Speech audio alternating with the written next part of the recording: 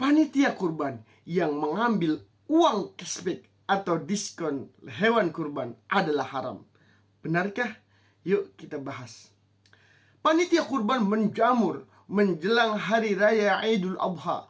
Hampir semua masjid dan musola pasti mengadakan penerimaan dan penyaluran hewan kurban. Mereka akan membuat banner besar dan juga merancang program-program khusus, mulai dari pembukaan konter penerimaan, pendataan para mustahik, hingga pembelian hewan kurban. Semuanya dilakukan oleh panitia kurban.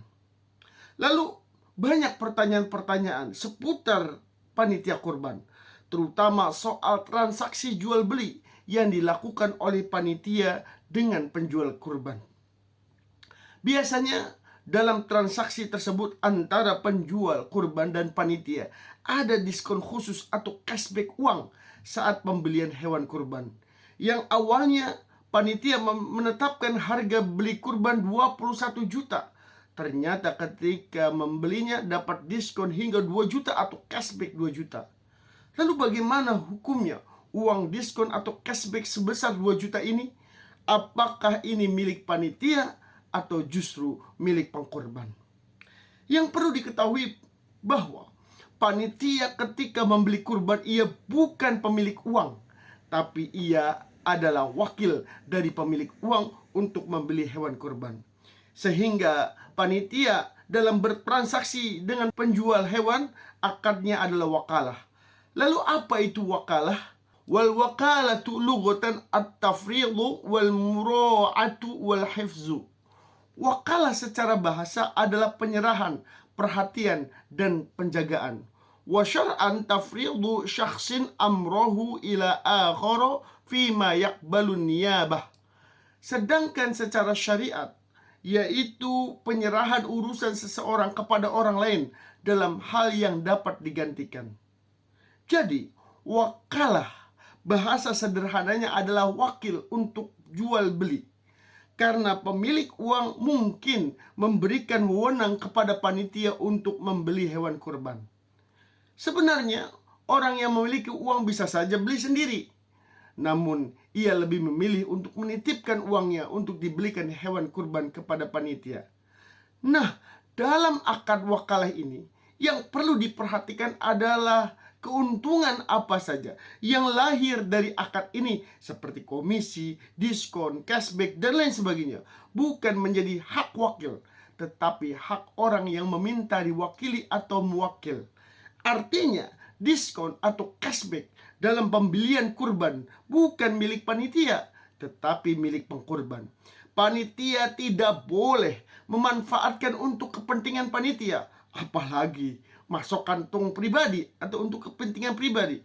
Ia harus menyerahkan dan melaporkan tentang diskon dan cashback tersebut kepada pengkurban. Jika nantinya pengkurban itu mengikhlaskan atau memberikannya kepada panitia, maka panitia boleh memanfaatkannya.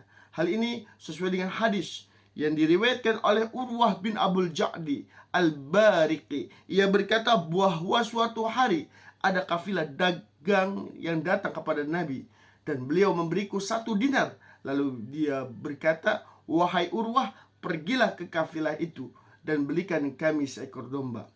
Maka aku pun pergi ke kafilah tersebut. Lalu aku menawarkan domba, dan ternyata aku mendapatkan 2 ekor domba seharga 1 dinar yang diberikan oleh Rasul. Lalu aku membawanya. Di tengah perjalanan ada orang laki-laki yang menawarkan domba yang aku beli, dan aku menjualnya seharga 1 dinar. Maka aku pulang menemui Nabi dengan membawa 1 ekor domba dan 1 dinar. Lalu aku laporkan semuanya ke Nabi. "Wahai Rasulullah, ini dinarmu dan ini dombamu."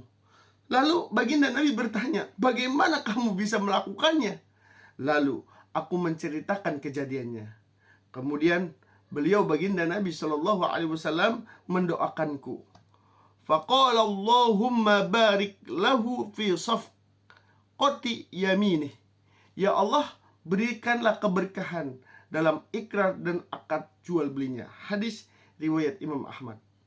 Dari hadis ini para ulama menjelaskan bahwa Apa yang dilakukan Urwah adalah bentuk amanah dan transparansi.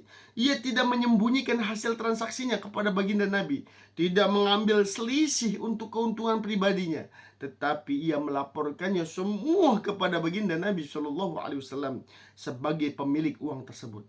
Dan karena kejujuran inilah beliau mendapatkan doa keberkahan dari Nabi Shallallahu Alaihi Wasallam. Maka ini menjadi pelajaran penting bagi kita panitia kurban. Kita harus menjadi panitia yang amanah, bukan soal membeli hewan yang baik, tetapi juga menjaga kejujuran dan transparansi kepada para pengkurban, sehingga proses ibadah kurban menimbulkan keberkahan. Jangan sampai dijadikan bisnis sampingan yang akan meredupkan nilai ibadah dan menghanguskan keberkahan. Baginda Nabi Shallallahu Alaihi Wasallam bersabda, "Adil amanata ila manitamanaka."